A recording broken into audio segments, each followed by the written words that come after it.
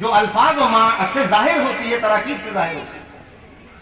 پہلا تعارف ہی ایسا کرا دیا اللہ نے کہ دنیا میں کوئی سمجھ ہی نہ سکے کہ قرآن کیا ہے۔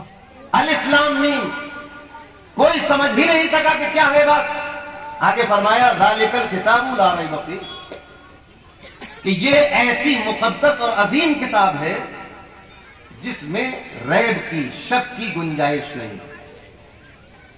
یہ قرآن کریم کا سب سے پہلا تعارف جو قرآن مصحف کی ترتیب کے اعتبار سے کہ یہ وہ عظیم کتاب، وہ عظیم الشان کتاب یہ ہے، یعنی قرآن، اور اس میں کوئی شک کی گنجائش نہیں ہے۔ یعنی اس کے مضامین میں، اس کے احکامات میں، اس کے ارشاد میں، اس کے فرمان میں، اور اس کی تراکیب میں، اس کے الفاظ میں، اس کے بیان میں، اس کے اسلوب میں کسی بھی زاویے سے کسی طرح کے شک کی گنجائش نہیں۔ یعنی شک یہ بھی ہو سکتا ہے کہ اللہ نے شراب حرام کیا کہ نہیں کیا، لا ریب فیہ، شک کی گنجائش ہے۔ شک یہ بھی ہو سکتا ہے کہ یہ سورہ بقرہ ایسا تو نہیں ہے کہ سورہ انعام کے بعد تھی، بعد میں کسی نے، لا ریب فیہ، شک کی گنجائش نہیں۔ یہ بھی شک ہو سکتا ہے کہ سورہ فاتحہ 15ویں پارے میں ہے کہ شروع قرآن میں، لا ریب فیہ، اب شک کی گنجائش ہے۔ یہ عظیم الشان کتاب ہے کہ جس کو محمد الرسول اللہ صلی اللہ علیہ وسلم نے اللہ کی مرضی کے مطابق ہمیں عطا کیا ہے، اور جیسی دے دی ہے یہ ویسی ہی ہے، لا ریب فیہ، اس میں شک کی گنجائش ہے۔ شک یہ بھی ہو سکتا تھا کہ کیا یہ اللہ کی کتاب ہے؟ فرمایا ذالک الکتاب لا ریب فیہ، اس میں کوئی شک کی گنجائش نہیں۔ اب میں یہاں توجہ چاہتا ہوں، علماء بیٹھے ہوئے ہیں، یہاں پر جو نفی کی گئی ہے اور جو حرف فی داخل کیا گیا ہے وہ کتاب پر داخل کیا گیا ہے، لا ریب فیہ، ہاں ضمیر کا مرجع کیا ہے؟ کتاب۔ تو کتاب میں شک نہیں کیا جا سکتا، بات سمجھ میں آئی؟ کتاب میں تو شک نہیں کیا جا سکتا، لیکن کیا کتاب پر شک کیا جا سکتا ہے؟ بات سمجھ میں آ رہی؟ تھوڑی مشکل ہوگی۔ کتاب میں تو شک نہیں کر سکتے، ہر اچھی بات بیان کی، بھائی چوری نہ کرو، سود نہ لو، شراب نہ پیو، بہت اچھی بات ہے، لیکن پوری کتاب پر اگر شک ہو جائے کسی کو، کوئی کر سکتا ہے پوری کتاب پر شک کرنے کی کتاب ہے بھی کہ نہیں ہے؟ یہ اللہ ہی کی طرف، اللہ ہی کی کتاب ہے کہ کس کی ہے؟ مضامین تو بہت اچھے ہیں، باتیں تو بہت اچھی ہیں۔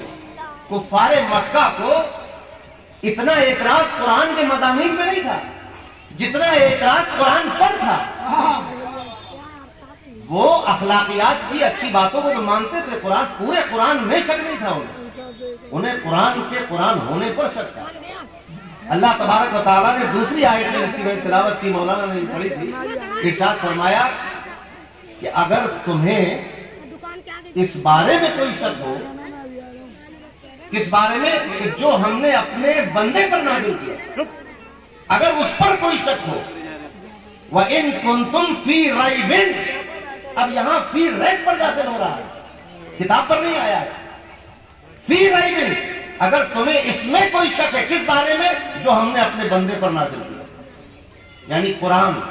اگر تمہیں قرآن پر شک ہو رہا ہو، اگر تم قرآن کو غیر اللہ کی کتاب سمجھتے ہو، اگر تم قرآن کو نبی کی کتاب سمجھتے ہو، اگر تم قرآن کو کسی بندے کا کلام سمجھتے ہو، اگر قرآن کو تم کسی مخلوق کا بیان سمجھتے ہو، تو اللہ تبارک و تعالیٰ نے ارشاد فرمایا وَإِن كُنتُمْ فِي رَيْبٍ، اگر تم کسی شک میں مبتلا ہو گئے ہو، کس بارے میں؟